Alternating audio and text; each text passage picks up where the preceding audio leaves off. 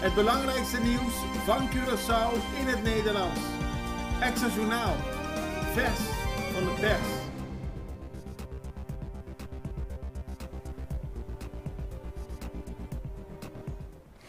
Welkom bij Extra Journaal. Fijn dat u weer kijkt. We hebben het belangrijkste nieuws voor u op een rij gezet. Daar gaan we meteen mee beginnen. Na de reclame, zoals u van ons gewend bent, wat meer duiding. We kijken nu onder meer uit naar 1 juli. De dag waarbij in het Koninkrijk wordt herdacht dat in 1863 de slavernij werd afgeschaft. Maar laten we beginnen met het belangrijkste nieuws van vandaag. Opnieuw inbraak in winkel. Het is de laatste tijd vaak raak. Dat mogen we helaas wel zeggen. Vannacht rond 3 uur, vanochtend eigenlijk, heeft de politie inbrekers op heterdaad betrapt die bezig waren met het openbreken van de achterdeur bij DA in Salinha. Ze werden zoals gezegd op heterdaad betrapt, dus ze gingen er meteen vandoor. Ze konden er meteen vandoor gaan, maar de spullen, de apparatuur die ze gebruikten om in te breken, werd wel achtergelaten. Het gaat volgens de politie om professionele aanpak. Zo is er een deel van de muur uitgehaald om terecht te kunnen komen bij elektriciteitsdraden, om op die manier toegang te verschaffen tot DA. Men wilde zeg maar de poort omhoog halen. Het zag er indrukwekkend uit, zei de politie, in de zin dat het niet zomaar een inbraak was, maar het is gelukkig niet gelukt. De politie heeft de zaak in onderzoek. Meteo kondigt code geel af. We hebben al de hele week eigenlijk niet uitgekeken, maar werd er gekeken naar de ontwikkeling van de tropische storm Bret. Die heeft zich ontwikkeld in de afgelopen dagen en vanaf vandaag tot morgen geldt er een code geel, omdat vanwege de introductie van Bret in het Caribisch gebied er volgens de meteorologische dienst veel ruwe zee kan worden verwacht, hoge golven, natuurlijk meer wind, regen wordt verwacht. Het is altijd de vraag in hoeverre dat op Curaçao direct gevolgen heeft. Maar we zullen wel een verandering in het weertype dit weekend verwachten. En dat zal vooral op zaterdag en zondag te zien zijn. Niet zo ernstig als bij de bovenwindse eilanden, waarbij Bret meer gevolgen zou hebben. Alleen wordt er niet verwacht dat de tropische storm tot een orkaan uitgroeit. Maatregelen rond erfpacht. Het is de opening van de Extra vandaag. De Belastingdienst, zoals u weet, is sinds enige tijd bezig om achterstallige schulden weg te werken. En er volgen ook steeds meer maatregelen op mensen die aan hun schulden vast blijven houden en geen belasting betalen. Een van die gevolgen zou kunnen zijn dat de voordelen die mensen hebben van erfpacht verdwijnt als de rekeningen maar niet betaald blijven. Dat blijkt uit een rapport van de Inspectie van de Belastingen en het lijkt erop dat het binnenkort zal worden ingevoerd. Het parlement praat over gevangenis. Voor het eerst sinds 27 jaar is er weer in het parlement gepraat over een SDKK-wet, gevangeniswet voor Curaçao. Het gaat natuurlijk niet alleen maar voor de SDKK, maar voor alle gevangenissen, op welk moment dan ook. Meer privacy, betere bescherming van de rechten van de gevangenen. Want zoals Americo Today, en hij is de fractieleider van de MFK, zoals Americo Today zei in het parlement, de situatie van de gevangenen momenteel in onze gevangenis is erger dan de situatie waaronder de slaven in de 18e eeuw moesten leven. Harde woorden die volgens hem moeten benadrukken dat er veel niet goed is wat betreft de gevangenen op Curaçao en dat dat door middel van de wet moet worden verbeterd. Mustang komt in Mondi terecht. In plaats van hard over de wegen van Curaçao te kunnen rijden, zoals het een Ford Mustang betaamt, is deze auto langs de kant van de weg bij de Caracasbaai in de Mondi terechtgekomen. Gelukkig zonder dat er mensen gewond raakten. Maar onze fotograaf maakte de volgende beelden van een automobilist die ook alweer de macht over het stuur is kwijtgeraakt. Dat gebeurt de laatste tijd vaak op het eiland. Veel aandacht voor de zaak rond Jamel Lomp. Het is een treurige zaak waarbij een 56-jarige Curaçaoenaar begin deze week in Den Haag een 36-jarige bewaakster van een filiaal van Albert Heijn in Den Haag neerstak. Er is vooral veel aandacht voor omdat Lomp een geschiedenis van veel geweld heeft. van vaak oproepen om hem te behandelen. Volgens Curaçao moest hij in Nederland in een TBS-kliniek worden opgenomen. Dat is uiteindelijk niet gebeurd. Het lijkt erop dat dat een financiële kwestie is geweest door de toenmalige minister Dekker, die daar niet voor wilde betalen. Het benadrukt ook weer de noodzaak van een TBS-kliniek ter beschikkingstelling hier op Curaçao of sowieso op de eilanden. Maar treurig is wel dat iemand die al een verleden van decennia van geweld en terreur zelfs in Terra Preto, als je gaat kijken in de artikelen die er eerder over werden geschreven, achter zich heeft, nog steeds op vrije voeten kon lopen in Nederland met deze desastreuze gevolgen. Dan gaan we naar het laatste item van de belangrijkste 7 berichten en dat is haring eten voor het goede doel. Dat klinkt grappig en het is ook leuk.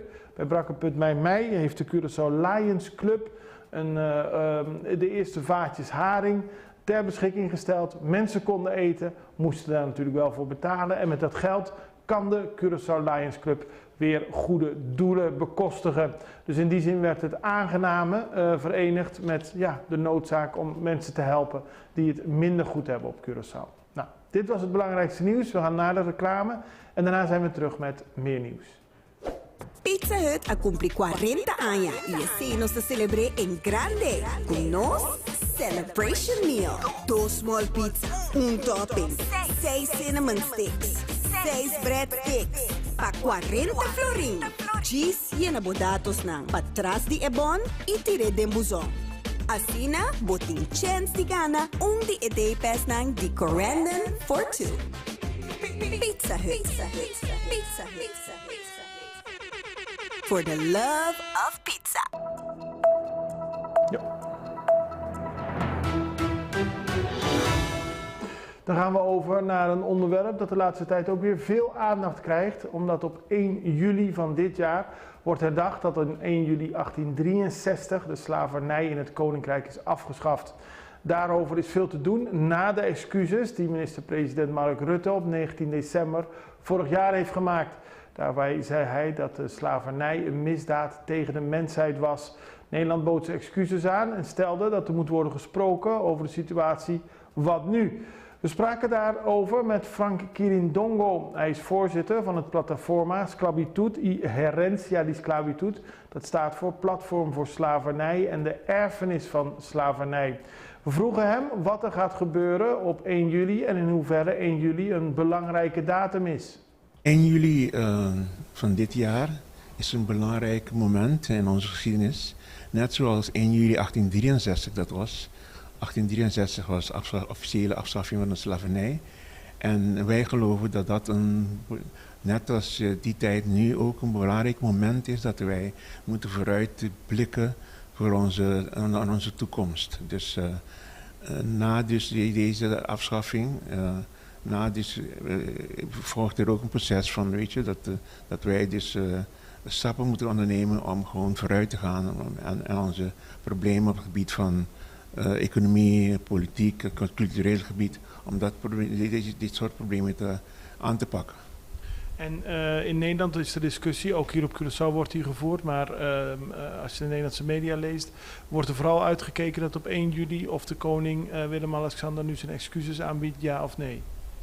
Ik weet niet of de koning dat gaat doen. Hij heeft geen contact met u erover gehad? Nee, natuurlijk niet, maar in ieder geval wat ik wel weet is dat minister-president Rutte op 19 december afgelopen jaar gewoon heeft erkend dat de Nederlandse staat gewoon een misdaad heeft begaan tegen de menselijkheid door slavernij. En vervolgens heeft hij excuses aangeboden. En ook gezegd dat we nu een periode is aangebroken voor een sanering en reparatie in te gaan. En dat geloven we in. Wat genoemd wordt achter de komma. Op het moment achter de komma. Dus dat geloven we in. Dus wij vinden dat die 19 december toespraak van meneer Rutte een grote kans is voor ons om nu vooruit te blikken. En zoals ik gezegd heb, grote stappen te doen om onze problemen van onze samenleving aan te kunnen pakken.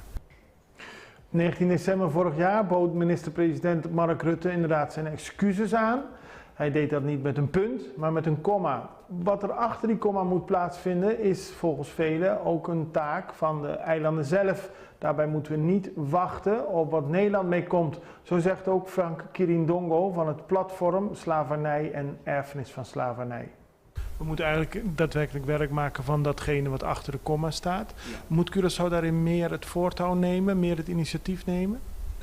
Dat proces achter de komma moet eigenlijk aan de regie staan van Curaçao. Ja. Met Curaçao bedoel ik gewoon de Curaçaose overheid, de regering. Samen met de NGO's moeten we het voortouw nemen om dat proces aan te pakken, om invulling te geven. Het is niet Nederland kan ons daarbij helpen, maar het is in de eerste plaats onze verantwoordelijkheid om dit soort problemen aan te pakken en niet in Nederland. En wordt er al veel over gesproken op Curaçao? Jawel, want we hebben dus hier op Curaçao ons platform bestaande uit 17 organisaties die gewoon al grote plannen hebben. Een programma samengesteld hebben voor het hele jaar, van nu tot volgend jaar, om die 1 juli te herdenken. En niet alleen daarom ook, niet alleen dat, maar ook plannen te maken voor de toekomst, wat verder. Ja. En als Nederland ons daarbij kan helpen, is het oké, maar in de eerste plaats moeten wij ook zelf gewoon de verantwoordelijkheid voor dragen. En daar zal de bevolking meer over horen binnenkort? Dat moet wel. We moeten gewoon een grote informatiecampagne opzetten om dus om onze bevolking, ons volk bewust te maken van dit soort feiten, dit soort historische feiten. Maar ook dat het belangrijk is dat wij ons blijven commemoreren, dat wij dus een goede toekomst tegemoet gaan na de afschaffing van de slavernij. Zoals gezegd, de herdenking op 1 juli is groot nieuws in het Koninkrijk. De ministerraad zal vandaag in Nederland een brief komen over alle zaken die tot nu toe onder meer verband houden met die herdenking, met excuses en dergelijke. Dat wordt allemaal op een rij gezet en naar de media gestuurd en waarschijnlijk ook naar het parlement. Dat zei de staatssecretaris Alexandra van Huffelen vandaag in een gesprek met de Caribische pers. Daarbij gaf ze ook aan dat de Nederlandse regering verschillende ministers en staatssecretarissen naar de eilanden stuurt. Zoals bekend zal zij zelf op 1 dag Saba, Stesia en Sint Maarten bezoeken. Zal het kabinet vandaag nog dat zal zijn na de persconferentie van de NP, een brief uitsturen over de stand van zaken van alles wat er gedaan is rondom het thema slavernijverleden. Vanaf het moment van het maken van de excuses op 19 december van vorig jaar in die brief. En ik wilde jullie er vooral even op wijzen, want hij is nog niet gepubliceerd. Dus hij komt vanmiddag op jullie kant op. Wordt iets meer verteld over wat we tot nu toe hebben gedaan, zowel in Nederland als op de eilanden. En natuurlijk ook kondigen we aan, dat is ook al gepubliceerd, dat ook dit keer weer verschillende leden van het kabinet op verschillende plekken zullen zijn op 1 juli. De grote herdenking in Nederland zal in Amsterdam plaatsvinden met onze minister-president en de koning. Maar op de eilanden zullen ook verschillende vertegenwoordigers van het kabinet zijn. Ernst Kuipers op Curaçao, Van den Burg op Aruba, op Bonaire is Hugo de Jonge. En ikzelf zal op alle 3 de bovenwindse eilanden aanwezig zijn. En daarmee zijn we aan het einde gekomen van deze aflevering van Extra Journaal. We hebben geprobeerd u weer op de hoogte te brengen van alle actuele ontwikkelingen hier op Curaçao. Rest mij nu nog u een heel prettig weekend te wensen. Ik hoop u maandag weer te zien. Dan brengen we u weer het laatste nieuws. Tot zover. Het allerbeste. Tot ziens. Dag.